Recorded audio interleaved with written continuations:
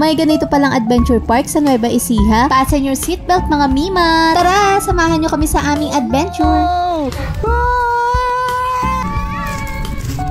Hola mga mima, for today's mini vlog. Cavite to Nueva Ecija nga ang ating gala for today's video. O diba, intro pa lang, alam nyo na agad kung saan ang ating punta. Huwag na nga tayo magpabebe mga mima, let's meet tatay's mga kalahi. Welcome to George Point. Dito yan sa Pantabangan, Nueva Ecija. After nga nating magbayad ng entrance fee, sasakay tayo dito sa Dino Jeep Shuttle nila papunta sa Jurassic Park. Entrance pa nga lang mga mima, sasalubungin na kayo ni tatay. Ay!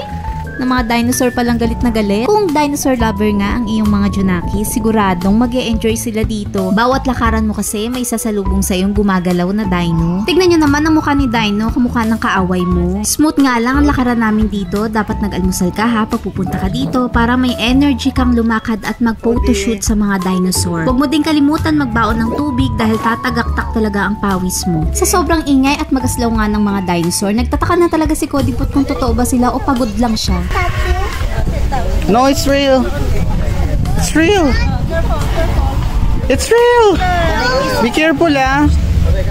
O diba, pang-asar talaga tatay ni Kodipot. Kung may mga asawa pala kayo ha, na palaging galit kahit di mo naman inaano, nako, dalhin nyo dito para may reunion sila ng mga kalahi nila. Kita nyo naman mga mima, dapat talaga humahataw ang energy natin sa picture-picture. Pati facial expression natin dapat lumalaban din. Eto na nga sinasabi ko sa inyong lakaran mga mima. Buti nga ay hindi katirikan ng araw kaya maganda pa din ang ating aura. Hindi ka naman maliligaw sa Dino Park nila dahil pakalat-kalat ang mga stuff kahit saang area. Paalala lang mga mima ha, bawal hawakan ng mga dinosaur ha. Kaya hindi talaga kami humihima sa mga katawan nila kasi baka tayo ay masita. Oh, tignan nyo tong si tatay, galit na naman. Sinabi ko lang naman na mag-family picture kami ng isa. Pinakitaan na naman ako ng baby teeth niya oh. Ay, sorry mga mima, hindi pala itong aming tatay. Nasa harap pala namin ng tunay, siya palang cameraman. Litong-lito na talaga ako sa sobrang pagod ko. Pero ang pinaka-importante dyan, syempre, nag-enjoy ang bebe pot, pati na rin ako. At syempre, ang baby tatay ko. Oh, tignan nyo to.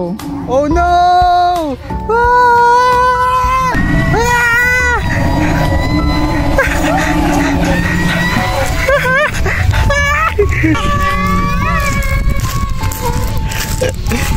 O diba, panalo ang aktingan ng mga person, hindi nyo alam, grabe kami pagtinginan ng mga kasunod namin dyan. Nagtataka siguro kung bagong labas kami sa mental. Minsan lang naman tayo nandito mga mima, kaya ihataw na natin ang ating kaligayahan. Pati nga si King Kong hindi na maipinta ang mukha sa pagod, tingnan nyo tong ating bebe, ang taas pa ng energy. Talaga namang anak ng tatay mo. O akala nyo ba dito ko napuputulin ang aking pagod? Aba.